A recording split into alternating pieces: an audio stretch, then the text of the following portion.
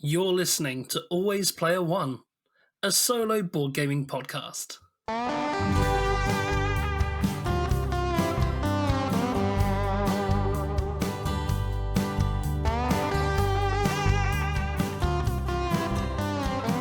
Hello and welcome to Always Player One. I'm Scruffy. And I'm Norm, and today we're going to be talking about Under Falling Skies. Today we're talking about the print and play version of Under Falling Skies. As always, we're going to be taking a deep dive into the mechanisms, sharing our innermost thoughts with you, the listener, and let you know what we think about Under Falling Skies, the 9-card print and play game. Isn't that right, Scruffy? That's absolutely right. We are aware that there is a retail version of the game as well, which offers things like a campaign mode and a few other changes to the game. And neither of us have experienced that, so we're only going to be focusing on the print and play game today. We might bring it up here or there, but the main focus of the episode is the 9-card, as you say, Norm, print and play game. Excellent. So before we take a dive in, let's talk about how the game plays. So if you've never played Under Falling Skies before, if you've been living under a rock and you've not heard of it, what on earth is Under Falling Skies, Scruffy? Okay, so Under Falling Skies is a dice placement print and play game where you attempt to stop waves of alien spaceships from damaging your base, and you develop various upgrades in the form of robots and moving an excavator along your play area. And the ultimate aim for you is to achieve progress along a research track before the aliens do enough damage to destroy your base or the mothership descends to a certain point in the sky. Yeah, it's a fairly straightforward game, but the basic concept is over a turn, what you're going to do is you're going to roll 5 dice. You're then going to place those dice onto your play area following a certain amount of restrictions. You're then going to resolve the effect of those dice, and then the mothership moves down, triggering various nasty effects. And that's one of the ways you can lose the game. As Scruffy says, if that gets all the way to the bottom, you lose. Or if your base takes enough damage from the kind of Space Invader-esque aliens as they're coming down towards your base, then you also lose as well. And how that works specifically, we can unpack through the episode, but I think now you have a pretty good understanding of what Under Falling Skies is about. So let's take a dive straight into it. So, Scruffy, where do you want to start with this one? It's a neat little game, isn't it? Yeah, it's really fun. There's a lot of places we could kind of dive in here. It's quite a simple game, as we've intimated with the description there. Personally, I'd be really interested to know your thoughts on how you found the difficulty. I think for me, one of the main kind of conversation points for this game is that there is modular difficulty in that every single card on the game, and the player is laid out in single cards. So you have, I think, something like 6 cards for the spaceships and 2 cards which are your base. Those stacked vertically, and each one of those can be flipped to a difficult side. So you could have 1 or 2 flipped over, you could have them all on the easy side, or you could go big and turn them all over to the difficult side. How did you find that? Yeah, I think the difficulty is one of the parts that makes this game replayable. We've already alluded to how the retail version includes more modular stuff to make the game more replayable. But this is something that both the retail version and the print and play share, is the fact that each card for where the ships head down at breakneck pace towards your base have an easy side and a difficult side. It's such a smart little design. And well, I played the first 2 games on the easy side. And then what I started doing is rolling a die and flipping that one over. And then I thought maybe I'll roll the die twice and I'll flip 2 over. And it doesn't work out perfectly because there isn't the right amount for a D6, which is what I had to hand. But just re-roll, right? It's just me playing and it doesn't have to be perfect, right? But it was neat. It was neat that I could do that, and it's so easy to have a unique experience and change it up. It doesn't break the game either. You'll never flip a couple and go, well, that one was crazy. That was the Yeah. worst configuration. This game doesn't make sense now. That Hmm. doesn't happen. It's all very interesting. One thing I quite like about it is it's not just because of the difficulty where you flip the cards, but the fact that the mothership moves down every turn as well means that you're constantly recounting the number of spaces. So you think, oh, Hmm. the leftmost column on one turn, you're like, I want to move that ship 3 spaces. And then the following turn, you're like, oh, well, now that's 2 spaces. Oh, but they moved again. So you're always recounting anyway. Hmm. So when you start flipping cards over, it doesn't mess with that because you never get over familiar with the Yeah. sort of setup anyway, if that makes sense. Yeah, there isn't a play-by-play. If I roll so the way the enemy ships move is when you assign a dice to one of your action spaces on your on your base. Any ships in the same column move that many spaces, and so higher numbers have a stronger impact for you as the player, but they also give that counterpoint to the enemy, and the enemy gets enhanced by that strong dice. And yeah, what Norm says is absolutely right. That you don't, for example, know that on turn 3 you need a 6 for column 2 to be good. It's that sort of level of planning isn't involved. It's very reactionary, isn't it? You roll the dice, you go, oh, I see some good high numbers, and you go, oh, actually that low number there, that's really good because it means I can move this ship down, get them in a trap of my own devising. Yeah, the game makes you feel quite clever when something like that happens, but Hmm. it can get out of hand pretty quickly. Yes. It's an interesting little game, and I think a lot of what you just described there, that sort of push and pull, is really at the heart of what makes this title clever, I feel. That small innovation on dice placement really, I mean, the game is pretty much just that idea, right? The game Hmm. is dice placement, but with a twist that the dice you place also has a negative effect on yourself as well as a positive one. Yeah. That sort of two things at onesie type deal is so smart. And not only is it smart, it's really difficult because sometimes you roll and you think, I don't want to place any of these dice. Yes, yeah. You might, or the thing that my favorite moments in the game is when you roll and you go, okay, that 5, perfect. I can put that there and it will move that ship just where I want it to. That's perfect. And then you go, oh, but no, because it will also move that ship, or it will now block that ship from being able to jump over a row. And oh, I can't do that. Absolutely can't do that because that'll move the mothership down or whatever. Yeah, so the interesting thing is when these ships move down, obviously what they're going to do if they reach all the way to the bottom is they're going to do a point of damage to your base, Hmm. which is one of the timers for how you lose the game. But as well as that, and probably equally as important, is the game also has on the board itself where they stop is important. So if they move 3 spaces, if that third space has a symbol on it, it will then carry out an effect. So it could Hmm. move to the left, it could move to the right, it could make the mothership move down, which is means you're closer to losing the game. But also that might be quite a good thing sometimes. like, Okay. but I mean, like, how many times have you had it, Scruffy, where you think, okay, so on the mothership phase, the first thing the mothership's going to do is activate the symbol that's right below it. Hmm. I don't want it to activate that symbol. Let's move it down because the next symbol was only a red fighter, for Oh, example. that's interesting. I was making it too hard for myself. I was saying that if I moved it down, it did the symbol when it moved. Oh no, no, no! Accidental hard mode. Wow, that's really hard. No, So it's I quite. avoided it like crazy. Like I didn't touch that. If ever the enemy ships could land on one of those, I was like, can't do that. Do something else. No, it's actually quite an interesting choice. Now it's a push and pull. That is, yeah, yeah.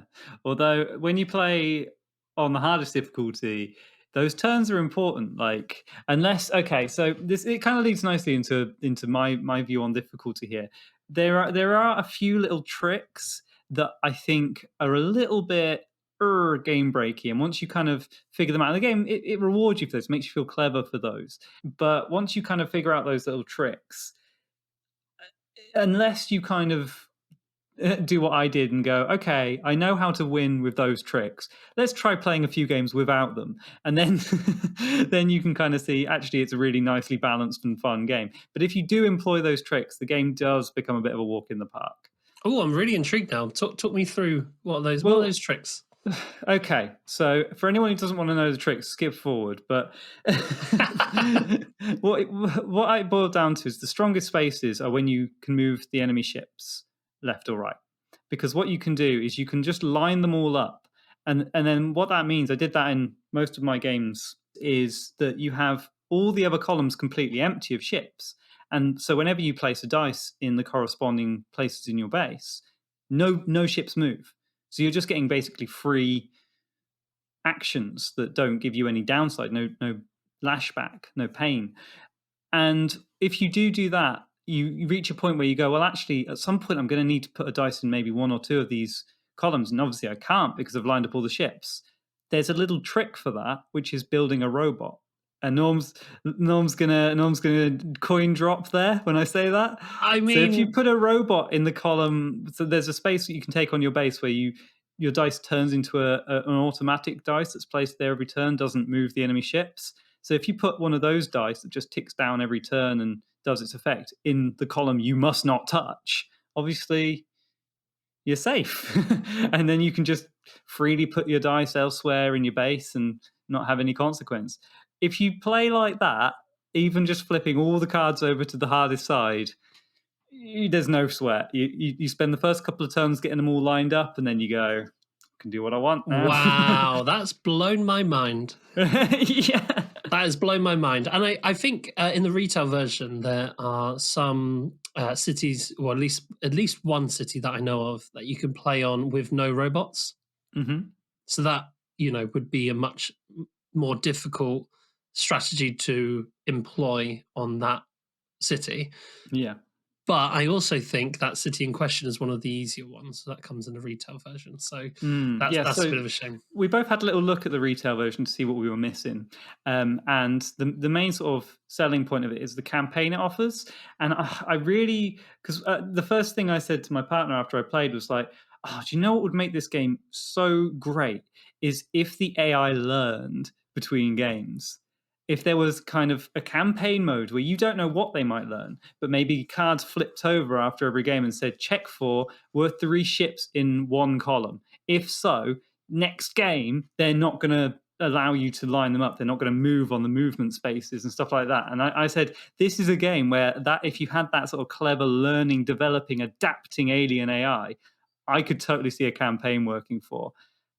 However, having read what the campaign seems to be, without getting any sort of spoilers or anything, I don't think it does that thing I want it to do. The aliens don't ever seem to learn or develop. Instead, you're just sort of playing the same game over again, but with slightly varying setups. That seems to be the sort of long and short of it.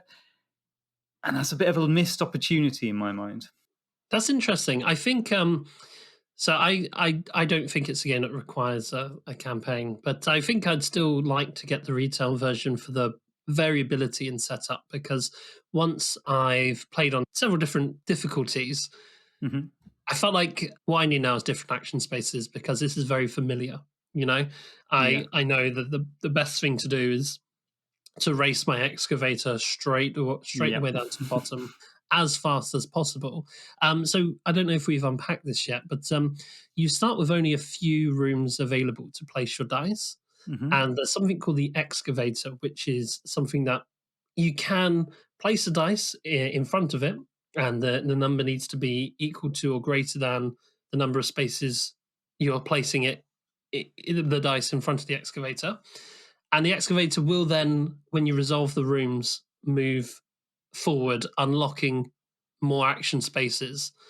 And it's fairly obvious, at least in this setup, that the most important thing to do is get that down to the bottom as soon as possible, because that's how Hmm. you win.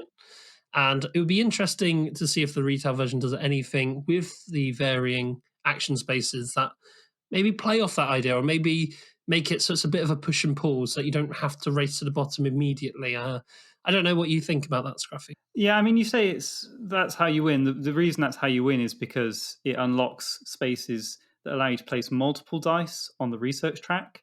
And this is something I really like about the game. Well, I like and dislike actually. It's weird. The way that you progress for your actual overall victory is you have to move up the research track, and that works by each space on the research track having a value that you have to meet. So the research track might go 4, 1, 2. In that case, you need a 4 to move one space, or a 5 would get you to move two spaces if you put a 5 dice in a research space. Later on, and especially at the end, you get much higher numbers, the last space being a 12.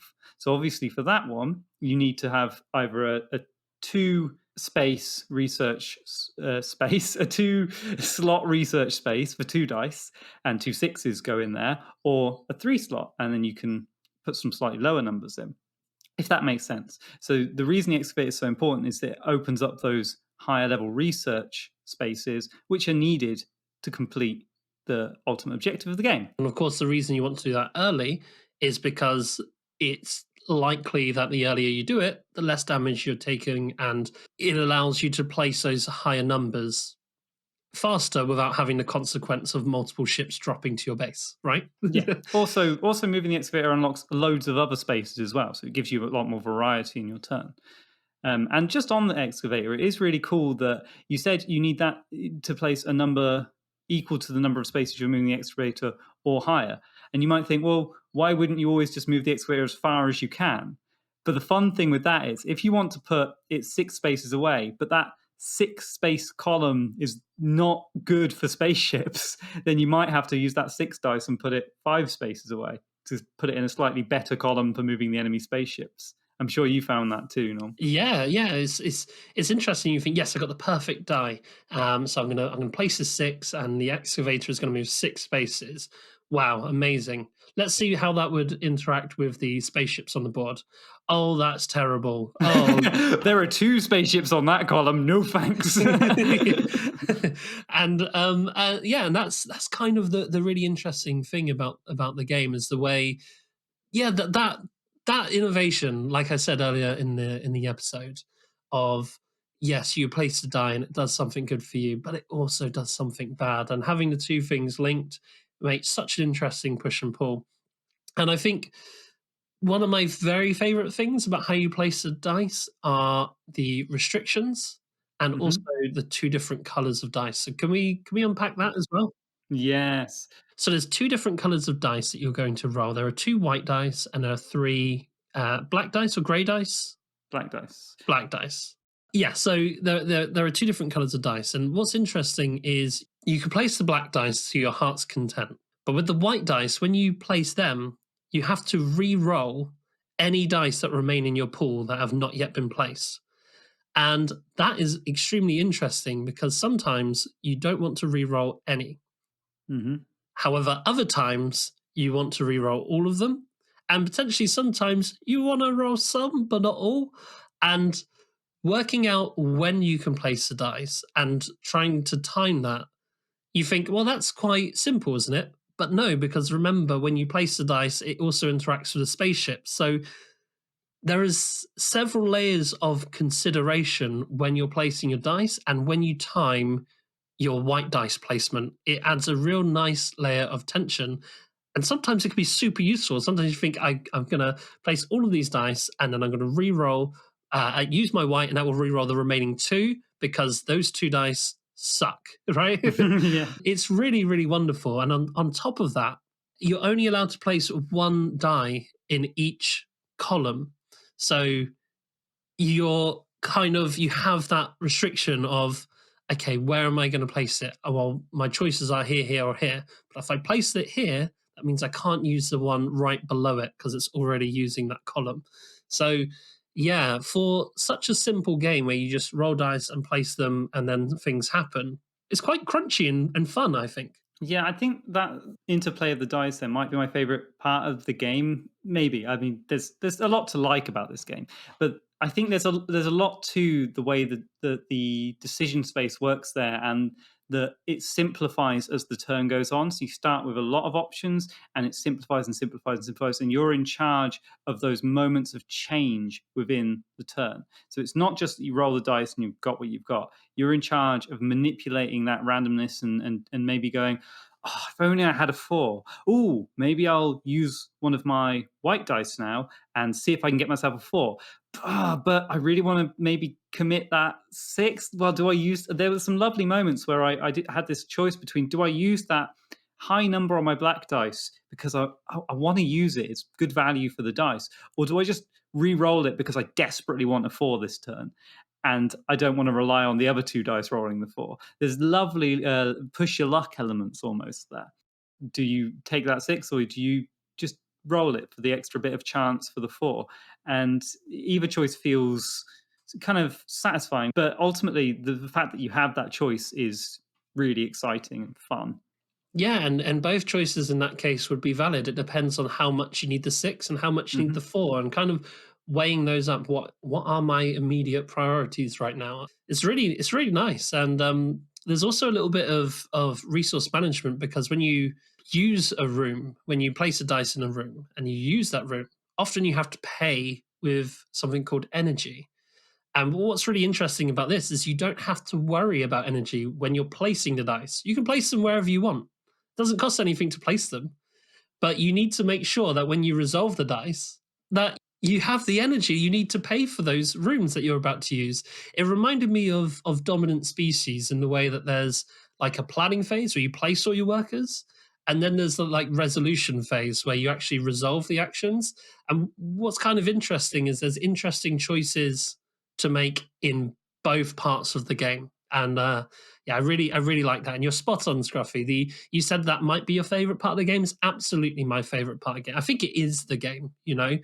Yeah, the only reason it might be is because I really just love how the alien spaceships move down and the drama that creates. You mentioned just now a thing of tension that you get from those dice and stuff. I think for me, the real tension comes from the sort of, like you say, space invader esque spaceships moving down, but they happen so wildly. It's not all just one, then one, then one, then one. They come in waves, right? Yeah, And that's really exciting. yeah. And then watching them line up. So we haven't spoken as of yet about how you get rid of those pesky space invaders, right? Mm. So the way that works is there are parts of the board where their ships move down, where they become vulnerable to attack. So it has a little like explosion icon.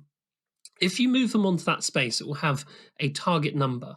So if you have a dice that is equal to or greater than that target number on a fighter jet space, then all of those aliens that you've managed to place carefully and meticulously onto those spaces will just be wiped out, and they'll be put back onto the mothership ready to respawn next round and be future use problem, but from a much safer distance.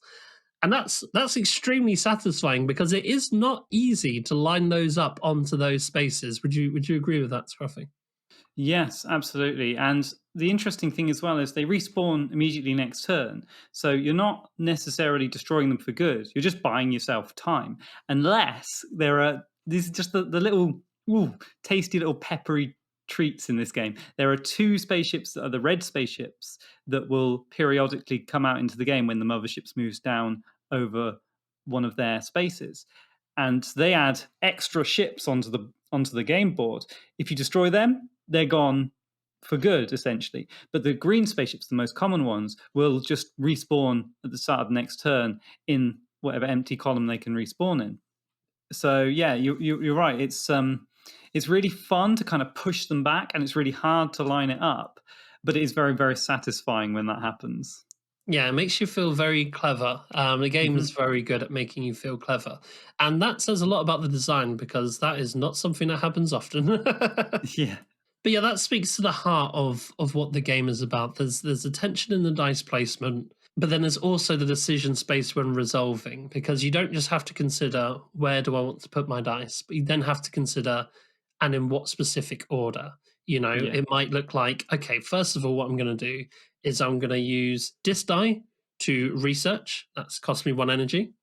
And I'm going to use this die to shoot down those 2 fighters. That cost me 1 energy. Now I'm down to no energy. So I'm going to remove this dice to gain 5 energy, and that's just kind of it's nice. It makes you feel like yeah, look at me. I've managed to plan all this and snake my way around the resources and the complications the game throws at you in quite a satisfying way for what is essentially a what 15-minute dice roller game. It's neat. Yeah, absolutely. And I was being a bit glib earlier with my conversation, saying about how it's a bit of a walk in the park when you get the ships lined up. It is hard to get the ships lined up, and it's hard to manage your power as well in the harder versions of the game. You are often, at least I was in most of my games, just scraping by getting those bits of power, and it caps out at 7. So you can't just have a big turn where you just explode and produce 12 power on a two slot power space. You have to be careful and plan it and conserve it. I often found investing. So we should probably clear up what all the spaces are. You've got your fighter spaces for shooting stuff down. You've got your research spaces for generating end game score, end game victory condition. You've got your power spaces for making the power to use the rooms, and the robot spaces I hinted at earlier will allow you to set up one of the 2 robot dice to be an automatic extra dice that ticks down every turn you use it. And they can go in any room you like and will be set to the value that you send to that room. So, obviously, for all those rooms, rolling higher is better. But you might be going, well, what if you roll snake eyes every turn? Just roll all ones. That's terrible, right? I mean, the ships aren't going to move down much, but the mothership's going to move. Well, the great thing about that is there's one extra little space, and this is why my clever plan works, that you can invest in any of the columns. They all have this space available to them, and that just moves ships down equal to what you rolled -1. That's right. Yeah, -1. Yeah, for a second I panicked that I got that wrong. So if you rolled a 1, they don't move down at all. So obviously for my plan, getting at least 1 a turn is kind of essential, because that goes immediately in that column there to stop the ships from moving this turn. And yeah, it's a really lovely little thing. And I had those lovely tense moments where I would roll all high numbers and go, I better do a reroll for a low number, because otherwise I'm getting the entire armada's going to come down and destroy my base. Which is nice that they've even got that little tension there, even in a game where I'm trying to break it as much as I can by lining the ships up in one big long Tetris cube. Nice, nice. So this game is Space Invaders and it's Tetris as well, Yes. apparently. I should also say, for my cunning plan, I always kept the red ships away from the Tetris cube and just tried to destroy them, because that felt incredibly satisfying to me, to just take them out of the game. Nice, nice, and nice. it kept the game being kind of fun as well. Like there's always going to be 1 or maybe 2, even green ships that you can't get into that line, and so there is still that consideration there. It's a lot of fun. I mean, the more I'm talking about it, the more I want to play it again, because there's a lot to it, really, isn't there? And it's those subtle little decisions and like you say, the restrictions in it that make it really special. And having those 5 dice and getting to manipulate them, either spend, if you love the black dice and how they look, you can just throw them all straight on, and then when you put one of your white dice down, you're only re-rolling 1 dice, or you can mulligan and just put a white dice down straight away and re-roll all 4 dice. It's it's a lot of empowered choice there. Yeah, managing your dice pool, and like we keep alluding to, knowing when you need to reroll and what you're hoping for is a big part of the game. And like I said, so too is placing your dice and watching the enemy ships, and then resolving them in a specific order. And I don't know how many times where you think, okay, well, it's quite a short game, like the decisions can't be that hard. There's been a number of times where I thought I meticulously planned, and then as I'm doing it, I go, "Oh no, I've completely messed this up." Like I haven't got the energy to do what I thought. I forgot Oh about the energy, no. and that's fine. That's delicious. I love that that was a possibility where I Mm. thought I meticulously planned something, and turns out I've forgotten about one key element, and now I'm a little bit screwed. I thought that was great. Those kind of moments made me think, yes, I would like to come back and keep playing this, because my kind of initial concern after I played it for a second time, I'll be perfectly honest, I played it for a first time and I lost. I played it for a second time and I won, and I only took a point of damage. And I thought, okay, GG. no need to come back here. You know? I got it. I get it. Right. I get the game. And it wasn't until I started doing those, flipping those cards over for the varying Mm. difficulty that I thought, actually, no, there is more here. And that's when I started messing up those turns. And I thought, actually, yeah, this is always going to be a fun little thing to tinker around with. And even if you don't get the retail version, just playing like we have with the 9 card print and play, there's a lot of goodness here for sure. Yeah, and even though so what I did was I played once on the easiest mode to learn the game, smashed it, no problem. Played once, flipping over all the space tiles. I was like, I'll make it hard for myself and I'll flip over all the space tiles, but keep my base tiles on the easy one because I've just got used to the base. Did fine, enjoyed it. And then for the all my other playthroughs, I played on all the cards on hardest difficulty. The replay value was still there. You get used to like what to expect from the mothership. And if you make it hard for extra hard for yourself and don't move the mothership down, you never skip any of them. You kind of learn. So, for example, on the hardest difficulty, the first 2 turns, there is no point investing in research, basically, because the mothership's going to wipe it off the board for you.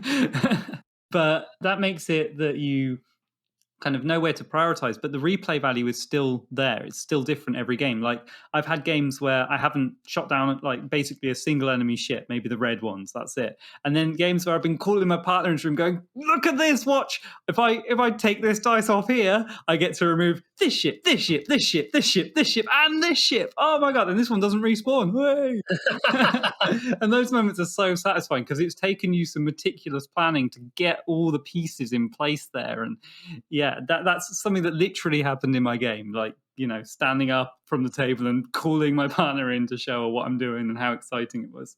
It helped that she just made little clay ships for me in the, as I said, in the planning phase, inspired by one of our Discord users, Banana Republic. They were posting pictures of their version of the game, which made clay ships for their version, and I just thought they were amazing. So I've done the same thing, and it was satisfying picking those little ships off. And Yeah, it's brilliant. And the lovely thing about the decision space is sometimes you roll your dice and you think, yes, that's pretty obvious where I need to spend these this turn. And then a little part of your brain goes off and goes, hold on, take a second here. Actually, if you do this instead, look what you can do. Ooh, can I do that? Hold on, let me rework it. And you can take a good few minutes on your turn sort of working those things out. And yeah, any game where it has that kind of, I'd say, deceptive amount of depth, in that mm, if you play it for the first time you will think it's pretty obvious where to put your pieces, but actually if you play it some more you realize that you weren't placing them very optimally, and there's a lot of smart things you can do. And Scruffy, you've already said you think you've broken the game. I didn't even consider doing that. So very fun little game to tinker around with. yeah, the only thing I'd say is like the thing that I wish it had, and I really wish that the retail version does. I can't comment on whether it does, but I don't think it's going to. Is that I wish it had some sort of pushback beyond the first play session, like that you restack everything, and the aliens have adapted, because I think that is so inherent in the trope. It would match the theme so much if the aliens evolved as you played. It's obviously maybe outside of the scope of what a print and play 9 card simple solitaire game is set up to do, and like we've both said already, it's functioned so well as a light finger food chill game that has a lot of surprises and twists and turns for you.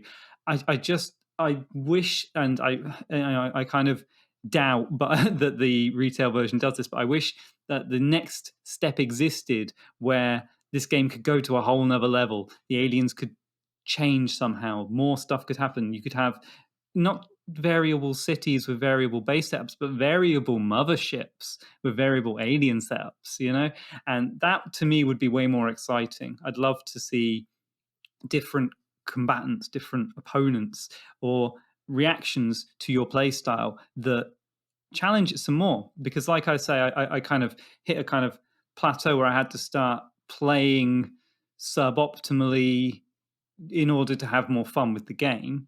Because I think my optimal strategy was a little bit game breaky, and I wish the game had kind of a way to accommodate for that. Yeah, and it's a shame that you reached that point so quickly. Mm. Perhaps even all it would need really is the sky tiles to just have less arrows on them. Like that Yeah, would be great. That would do it. yeah, yeah, absolutely. It is a shame that you got to that point so quickly, and it kind of goes against a little bit of what we said about how, it has a lot of replayability built in. Hmm. Maybe it doesn't. If you had to do that, if you had to sort of nerf yourself in playing the game, I think maybe then it doesn't. Certainly for me, I feel like there's enough for me to keep coming back. But at the same time, and I'm not sure this is a criticism. Again, I think the retail version does a lot to combat this with the sort of amount of variable setup and even the campaign. But yeah, for me, once I was ready to hit record and get on the mic with you, Scruffy, I thought to myself, okay, that's Under Falling Skies. I'm not sure if it's going to come back out of its box again. Yeah. I'm not sure if I'm gonna. We've said, talking about it now makes us want to play it again, and that's because we're excitable people, yeah, who love games. But to be perfectly honest, we've got a lot of games to play. So replaying games for us, when we do what we do for the podcast, is a big thing. If we go back to play the same game again and again, it means we love it. Hmm. Am I going to do that with Under Falling Skies? I think it's doubtful. I think it's doubtful that I'm going to come back to this. And it's not because I think it's a bad game. I don't. I think it's very good. It's just there are better. This game has some interesting innovations, but are there more interesting, worker placement style games? Yeah. Is this something I can see myself putting in my top 5 or top 10 even? I don't think so. It's not. What I'm saying is it's not a bad game, but it's certainly not top tier. And I don't know if that's an unnecessary comment, but yeah, it's just being honest. What do you think, Scruffy? Yeah, I mean, my partner asked me, "Oh, do you think you'll play it much more?" After I'd played it for enough for the episode, and I said, "I don't know if I'll play it again." To be honest, I said I want to play with the little clay spaceships; they're awesome. But I think I've delved the depths and I've explored it. When I enjoyed the games I played where I nerfed myself, as you said. But having done that made it feel like I was starting to try and make my own fun already. And it wasn't that many playthroughs that I got to that point with it in. Maybe, yeah, I think it might need more cards that you can swap in and out to give it more variability. It might need, like I say, a campaign mode where the aliens adapt and change, or it might just need what the retail game offers, which is the variable setups. That might do it. But the print and play game on its own, yeah, whilst we said it is replayable while you're in it, as soon as you kind of break out of it, it kind of demystifies and you go, I think I'm done with this, if you're like me or Norm anyway. Yeah, yeah, absolutely. Is there enough to warrant this game getting to my table? From a content creator's point of view, we've got a lot of games to play. Is this going to be one of the ones where, in my very little free time, I get it back to the table? No, there are more games I'd rather play. I think more games that I've yet to master and explore. And I'm certainly not saying I'm a master at Under Falling Skies. I'm not saying that at all. But I'm saying the journey of mastery for this game isn't interesting for me. I don't think. Yes. I wonder how much of that has to do with the ending of the game. This is what I wanted to kind of circle back to earlier when I mentioned about the ultimate objective. This is one side of the game that I really don't like. And a lot of games do. I mean, there's some things I really like about it. So, what I like about this side of the game is that each step is a varying number. So, you can move multiple spaces, you can certain turns it will be easy to shoot through it. Certain turns you'll hit a sort of roadblock. There's a 7 there. What? I'm sure you had that feeling too. Norm's nodding now. I'd just like you to know. The main problem with it though is once you get to that end stage and you hit that last turn, you go, okay, I've got my 2 6s in the 2 slots, or I've got a 12 research, however you got it, and I'm there, I can do it.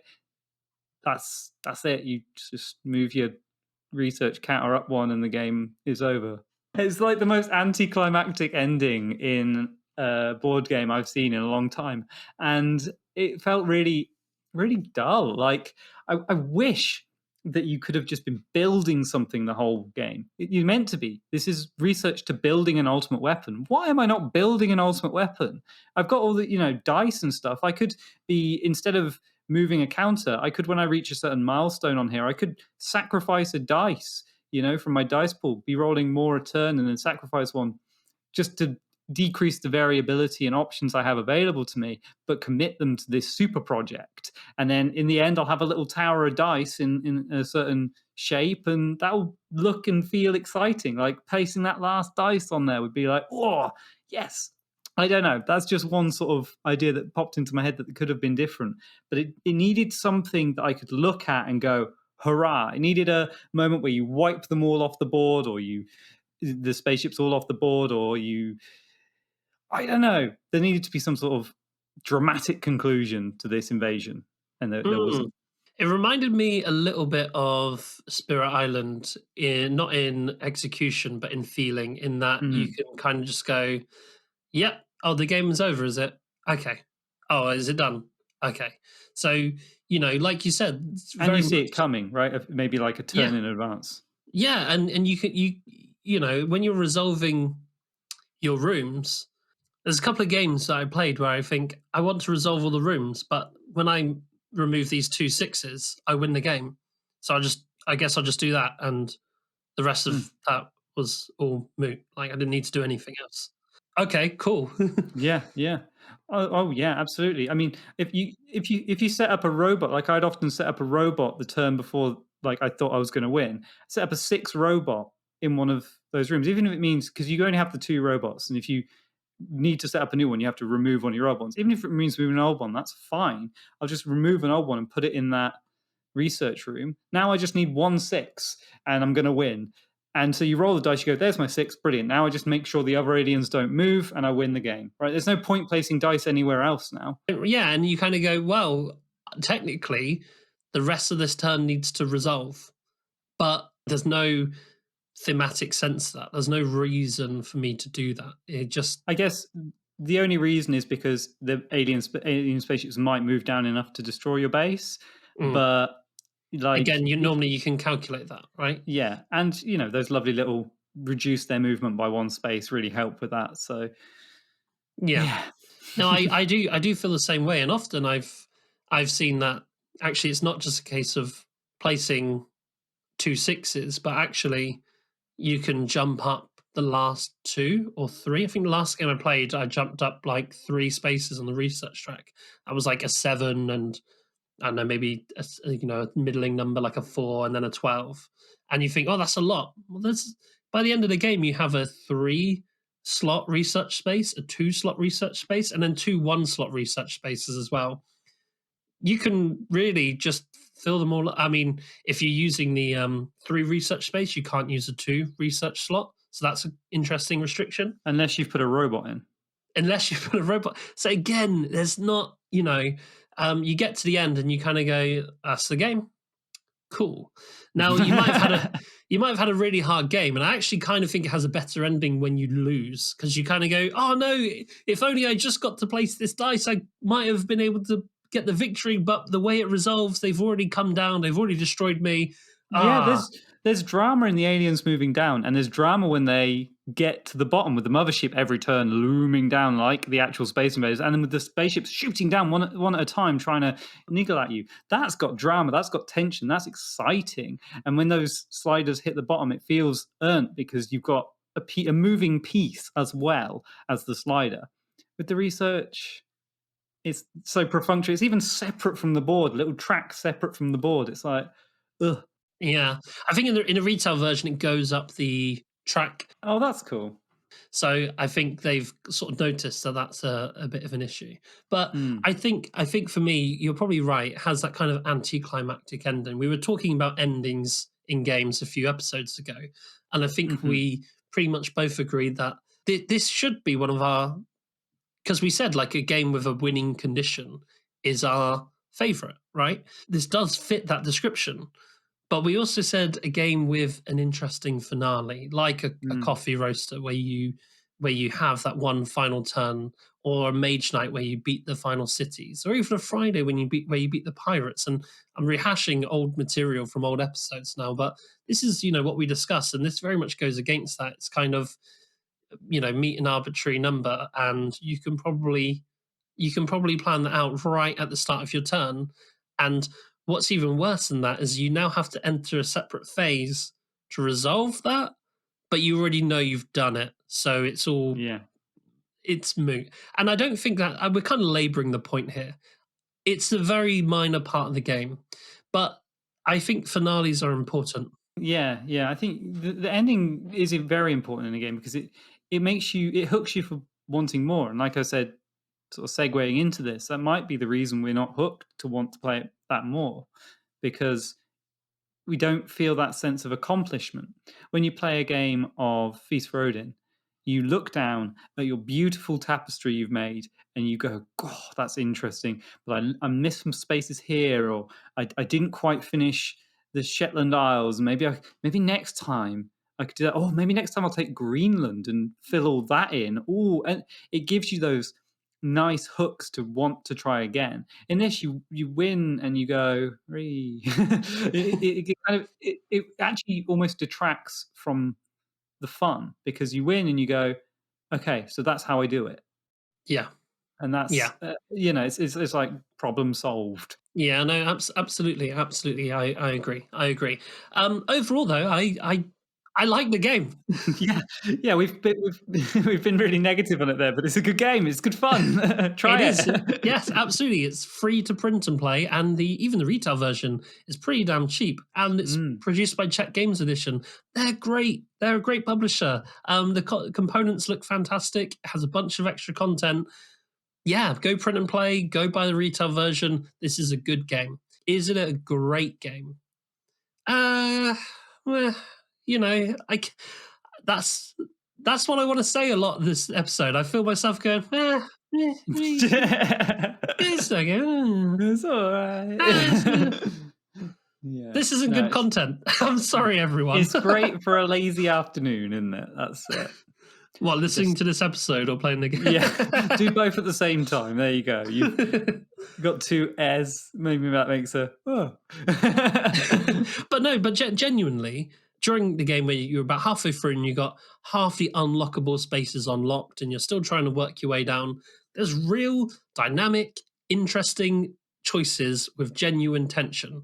It's just a And shame that real exciting moments, like genuinely exciting we were saying. moments. Yeah, like we were saying when I destroyed those 5 ships in one turn, that felt like an ending, right? Yeah, yeah, That's yeah. the sort of bang you want to go out on. Like, why does that happen midway through the game, but not at the end?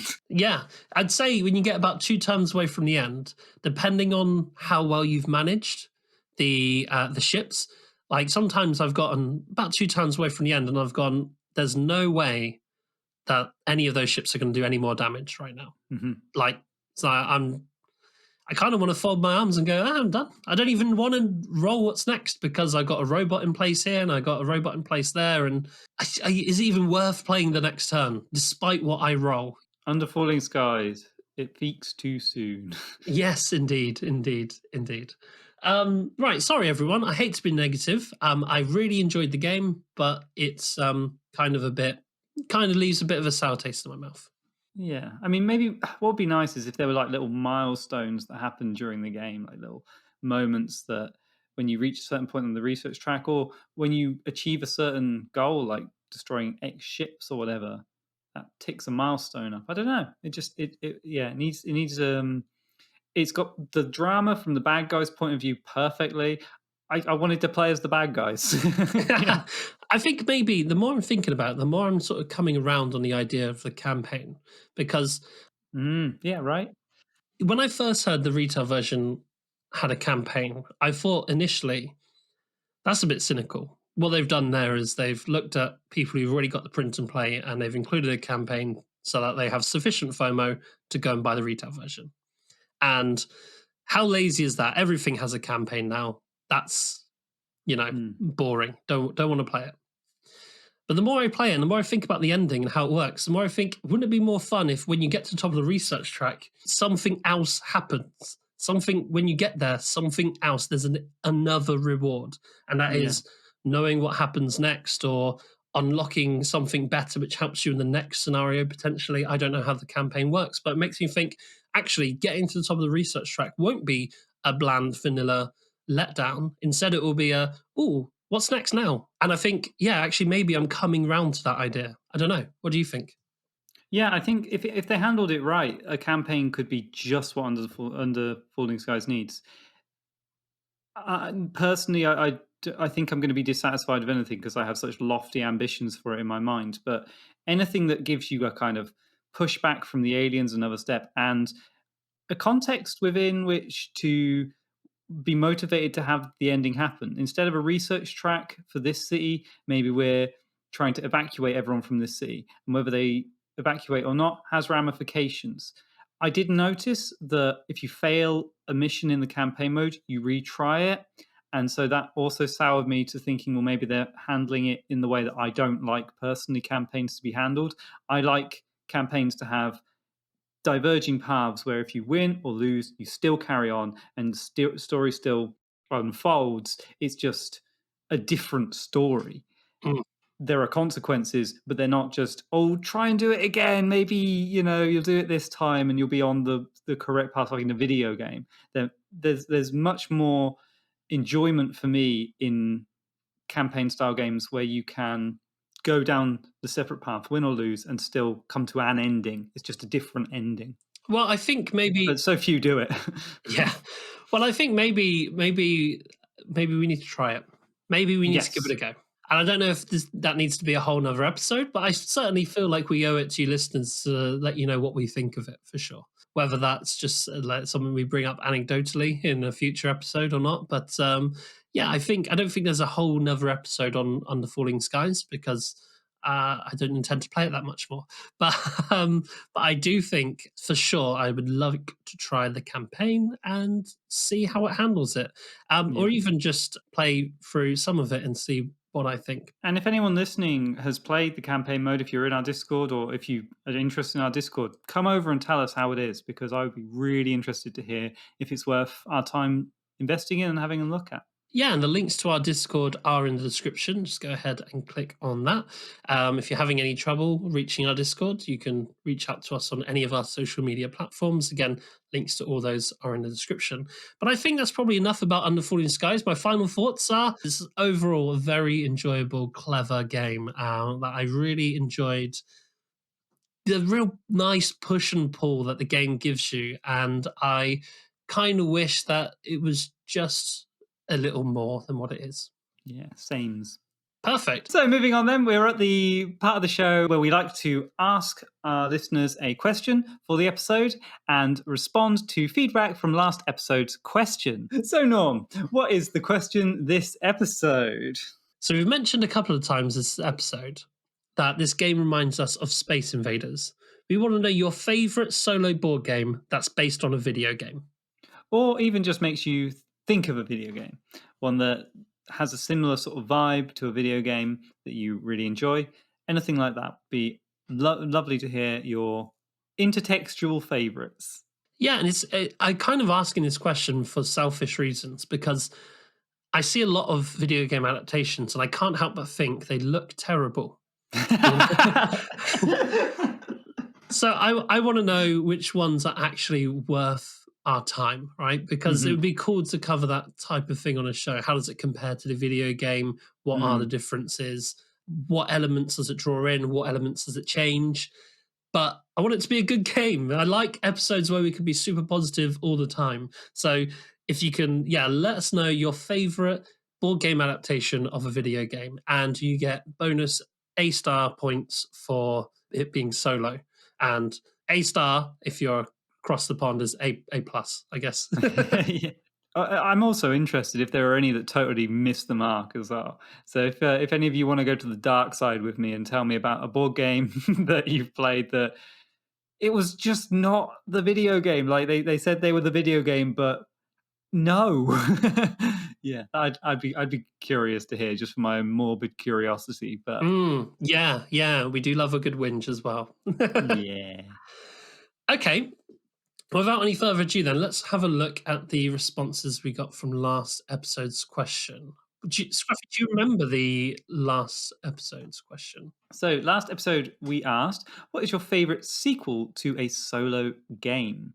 And we had a response from Tigmic who says, I can't think of many sequels, only expansions. My favorite true sequel is D Day at Tarawa, the sequel to D Day at Omaha Beach. Both games involve amphibious landings during World War II.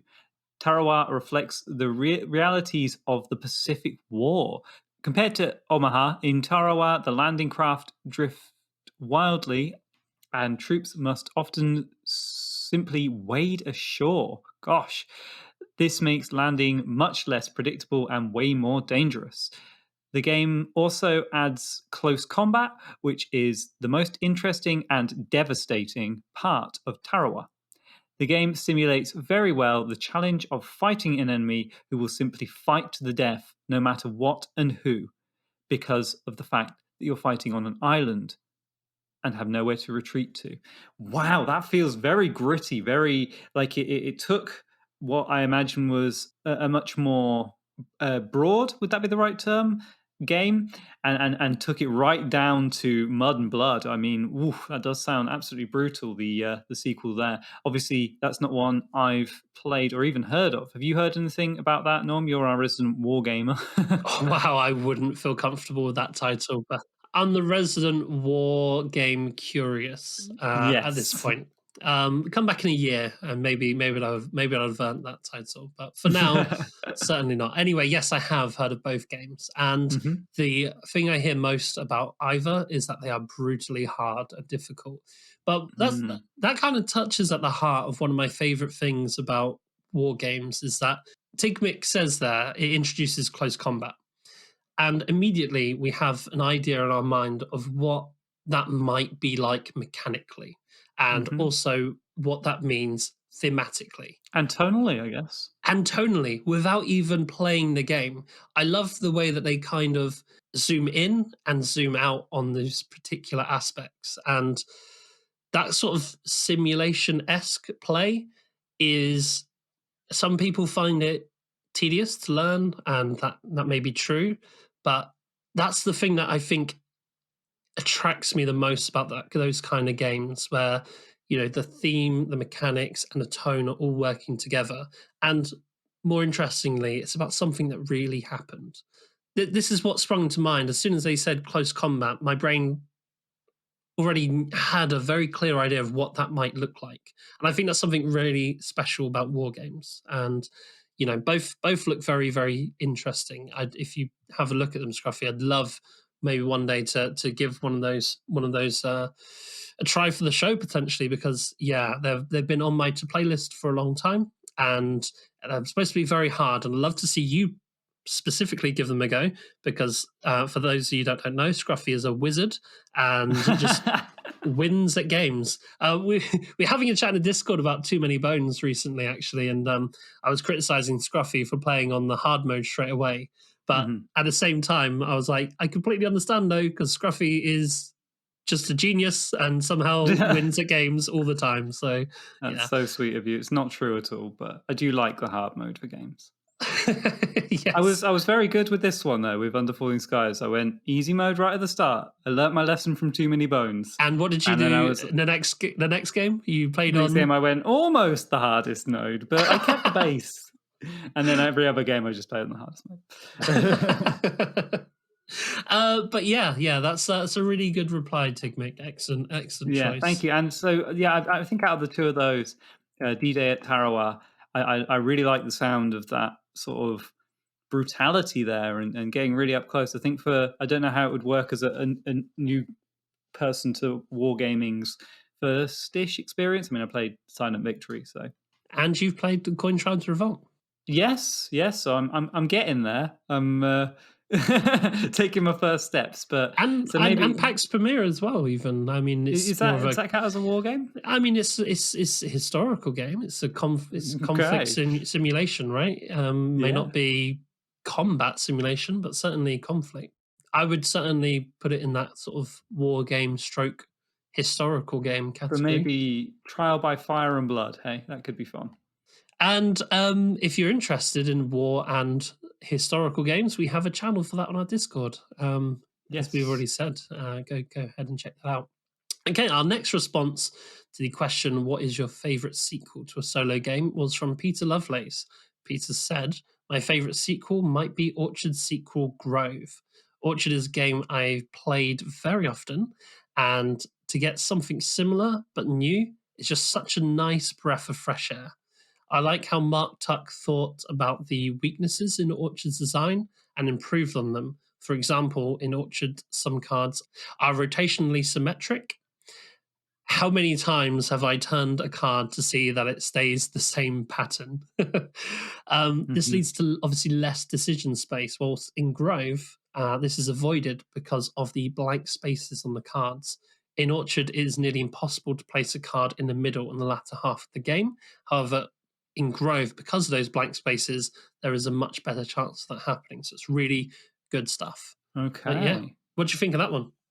Yeah, I mean that does address some of the frustrations. I mean, it's no secret from our Orchard episode that Orchard wasn't one of my favorite games. I really didn't get on very well with it. I didn't enjoy the experience, but it sounds like, especially that, it gave me flashbacks listening to Peter's response there of the rotating a card all the way around and being like, okay, no difference. And it's very frustrating that because you only have two cards to choose from in Orchard anyway, so decision space isn't massive, and to have that feel like you've lost a decision there, it's yeah, a bit gross. But it sounds like Grove addresses that at least, and I've heard nothing but good stuff about Grove. Yeah, and it has some end game scoring bonuses and stuff like that. I think it's worth checking out for sure. It's another 9 card print and play. We do like our 9 card print and plays on this show. Okay, we have another comment here from Octavo, who says, for me, it's got to be Pandemic Legacy 2. Although it's arguably not solo, I really enjoyed the spin on the mechanics, and story was pretty cool as well. It's also a story of recovery, which is pretty apt these days. Yeah, I don't know if I could play Pandemic at the moment. I think personally it would just be too raw, you know. I don't know I how think people are still playing it. I think I could play Pandemic. I could play Yeah. it, and I could role play taking a flight. Be like, Wow. this part of the game, I get to take a flight. Wow, what's that like? This part of the Nice. game, I'm going to move from one space to the next. Wow. Mhm. Because the most that I've been able to do recently is move from the bedroom to the office. you know, and by office I mean spare room. Did you look into Pandemic Legacy Season 2? I know we played one game of Season 1 together, didn't we? And you played a few more, but did you have a look at Season 2? I did. I purchased season 2, Okay. and I wasn't as into my solo gaming at the time. And when I couldn't get the group enthused to play season 2, I sold it. Had I been a little bit further along in my solo career, I would have absolutely just soloed it because Octavio says he doesn't know if it counts as solo, but I think it definitely does. Pandemic plays great with playing as multiple people. Multi-handing Pandemic works well. I prefer doing that to playing it in a group. Although I must admit, Pandemic is one of my favorite games to teach to non-gamers. The idea of a cooperative game often tends to blow their minds. And Pandemic is a good little gateway. I think it was my gateway anyway. But yeah, playing it solo is my preference. So yes, Octavo, that absolutely counts. And I kind of regret selling my copy of Pandemic Legacy Season 2 because if I still had it, I'd have soloed that bad boy straight away and maybe even talked about it on the show. Okay. We had another response. This one was from Stop Somewhere Eric. Stop Somewhere Eric says, does Gloomhaven Jaws of the Lion count as a sequel? Yeah. Because, yeah, I think so, first of all. Because I see it as a great compacted version of the solo experience from the larger Gloomhaven game. Also, if we count expansions, then I would say Branch and Claw adds a lot of play to the Spirit Island main game. No, we're not counting expansions. You are incorrect. I'm only kidding. But yeah, Gloomhaven Jaws of the Lion for sure. Absolutely. I haven't played Jaws of the Lion, but I think I would prefer it to Gloomhaven from what I've seen. I love the idea, at the very least, of the storybook setup. Have you seen this, Scruffy? No, I haven't really looked into it very much at all. I've heard good things, obviously, but I haven't. So I tried quite a lot to try and solo Gloomhaven on Tabletop Sim, and I just couldn't get into it. I even tried the digital version of the game, and I couldn't get into it solo. But especially trying to play it on Tabletop Sim, it was the multi-handed problem I mentioned it in the Spirit Island episode, that I found it just a bit brain burny. So I wonder what changes up. What have you seen from So, Jaws of the so Lion? I don't think it will solve that problem. You still have, I believe, these simultaneous player decisions, which I Yeah. think, like we've mentioned, isn't our favorite thing to solo. Spirit Hmm. Island has the same issue where you have to make decisions for both players acting on the same turn. However, that said, it does solve another big problem with Gloomhaven, which is the setup. So instead of having tiles that you have to piece together, the game's campaign is a storybook that when you open up, that's the map. That's the board you're playing on. Whoa! Yeah, yeah. So you just take out the book and you go right. First mission, bam, there it is. That's so cool. Second mission, bam, done. I thought that was, why was the original game not that? Why Yeah. is the original game a huge box for like over £100 and it weighs like 15 stone and it's like, I guess it was inspired by original dungeon crawls like Hero Quest and those sort yeah. of games where you had the modular tiles and stuff, which are really cool to look at, but they're a pain. I mean, when you already know the solution, it's easy, right? Like it's easy to say why Mm, wasn't Gloomhaven this storybook to begin with? I suppose it's easy now that Jaws of the Lion exists, but I I think that is a very cool idea. Very cool idea yeah. indeed. I wonder how they set the pages up so you don't have a fold in the middle. Well, you just do. So it's on a ring binder, and you do just have a But bit of a gap in the that's middle. that's better than, Yeah, yeah. I was imagining like a regular rule book with the fold in the middle and it's sort of yeah. convexing up. But even if that was the case, a sheet of plexiglass would fix that right out. Yeah, it's true. It's true. So we have a response here from Comrade Boris, who says, "Not that I've played it yet, but Star Trek Frontiers would be my answer. I mean, I love Mage Knight, so this would be a guaranteed hit." So there we have an answer for a game that hasn't even been played yet. I don't know. Are you interested in playing Star Trek Frontiers, Scruffy? Because we both love Mage Knight. What are you interested in giving it a go? And we both love Star Trek, of course. Yeah, we adore Star Trek. We just started a new Star Trek Adventures role playing campaign together. So yeah, love Star Trek and love Mage Knight. But I'm not convinced that I want to play Star Trek Frontiers. Why is that? Do you think? I don't know. Maybe because you're so invested in Mage Knight in its current lore and world and things, and I can kind of see that reskinning it Star Trek style, it kind of feels like a clash of two worlds that don't belong together. Is that right? Yeah, I mean, and I think thematically as well. I saw, there are some content creators. I think Tom Vassell said if you can completely reskin a game and the theme still applies, then it says a lot about the theme. I don't think so. I think Mage Knight. I feel like a Mage Knight. I feel like I'm Mm, bigger and better than this land that's before me, and I can wreck the whole cities, and I can burn down monasteries, and you know what? I will. yeah, that's not I very don't. Starfleet, is it? No, it's not Starfleet. That's what I mean. Like, I don't, I don't think Picard would do that, but I would. Arathea would. Yeah, Star Trek is a game, is a world, a universe of discovery, isn't it? Mage Knight, it's more a challenge, like a gauntlet.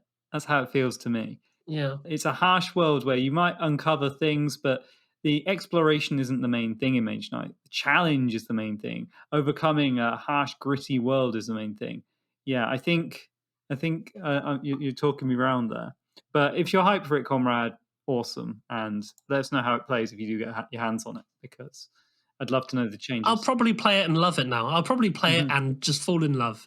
But and yeah, initially I just that's the vibes I get when I play Mage Knight is I am a powerful and somewhat arrogant. When I see a marauding orc, I think you're pathetic. Like Yeah, you yeah. think you can stand against me? I'll crush you. And when you're playing as a federation, that's not how you want to feel. I don't think. No.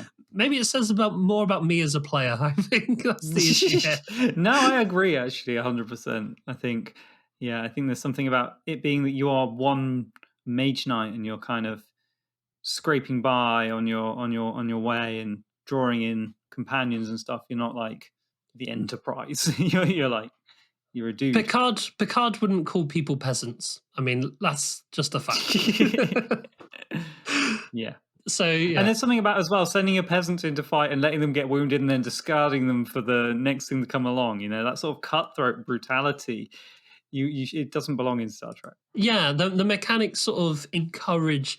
They sort of do a good job at conveying what the mage knight's personalities are like, and they are not in line. Maybe if I was playing with like Klingons That's and what they're I was just about to ask you. Oh my god, I was going to say if it was a reskin version of Star Trek universe, but you are the Klingons and you're a Klingon war vessel traveling. you can play as a bird of prey in that game. You can No, play well as a that bird. might work. That Yeah. might work. So I think the options are you can play as a bird of prey, you can play as the Enterprise D, you can play as the Enterprise, the original Enterprise A, and I think you can play. Oh, I can't remember the other one. Oh, it's bugging me, but I can't remember for now. But those are the kind of options. So yeah, maybe that would solve the issue. But I don't know. We're guessing. I think it's also in terms of theme and stuff. I think it's also an issue of pacing. In Star Trek, I like to take my time and chill, and that's how I would feel about it. Like I like to indulge in the world and watching the episodes and things. And I think a game would need to reflect that. That it's sauntering through, exploring things.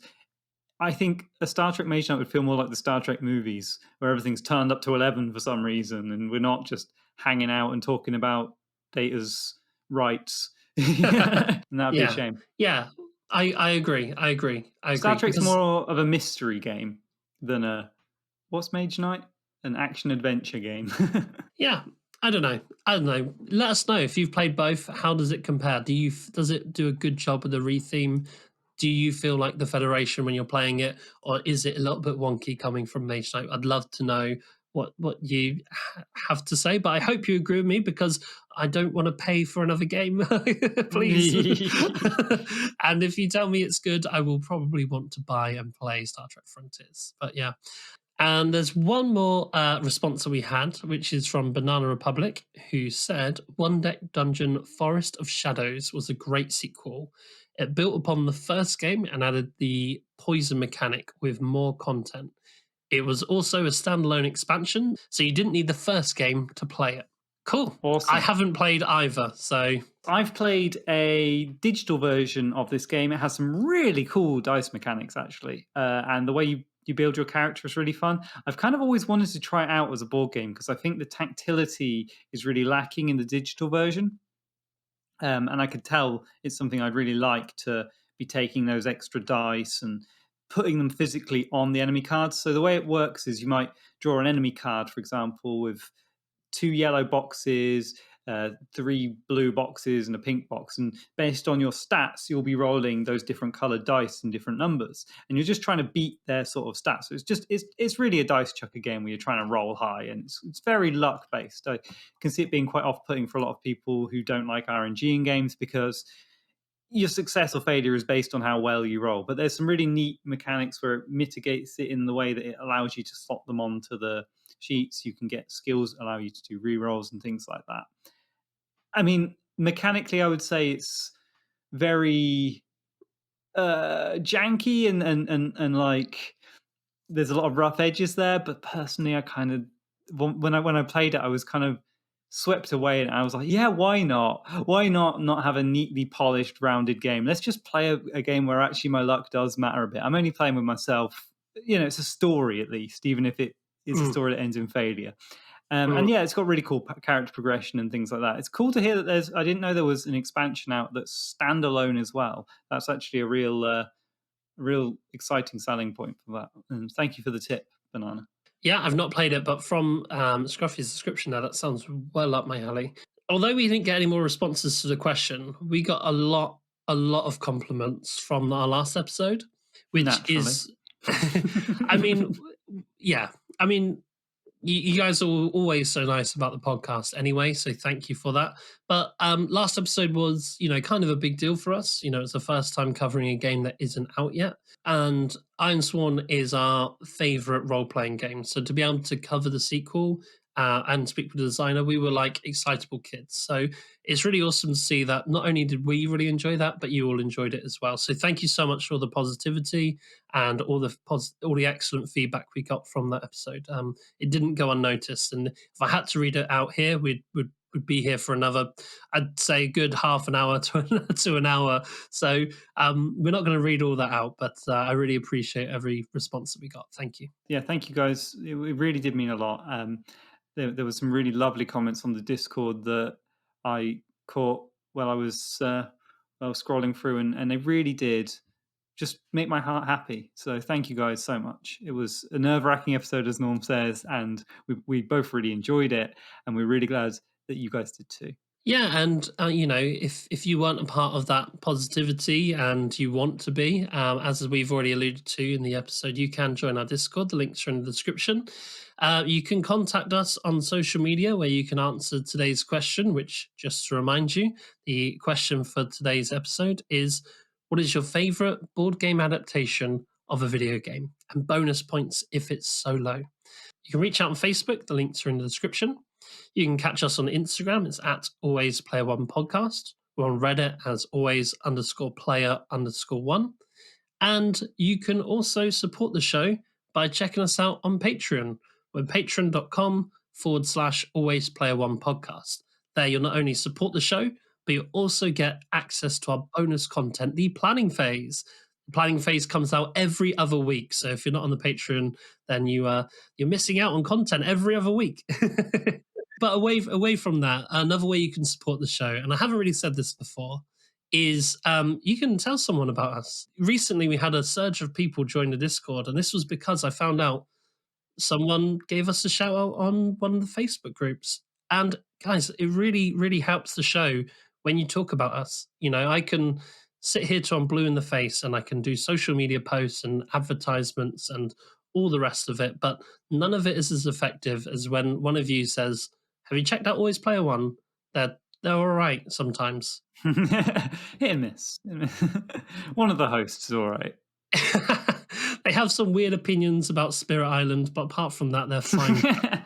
And I'm not saying rush off and be evangelical, but if you're sat here thinking, I don't think I've ever spoken about Always Player One on social media, well, maybe next time you see someone asking about Mage Knight or Iron Sworn or Marvel Champions, just go ahead and link our podcast because we'd be eternally grateful.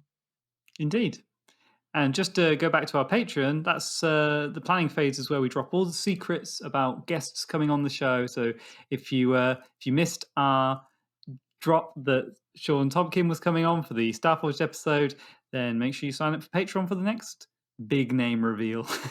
Yeah, because we do have things in the pipeline. So yeah, that's pretty much everything we wanted to go over for this episode. Thank you so much for listening to our meandering and flip-floppy thoughts on Under Falling Skies, which is overall a fantastic little game, but not without its flaws, I think. I hope you've enjoyed yourselves. And yeah, if we don't see you in the planning phase on the Patreon, then we'll catch you in 2 weeks. Thanks for listening. Bye for now. Thanks for listening. If you'd like to support the show, don't forget to check out our Patreon page. The links to that are in the description. We'll be back in 2 weeks with another episode of Always Player One. Until then, reach out on Facebook, Instagram, or by email to keep the conversation going.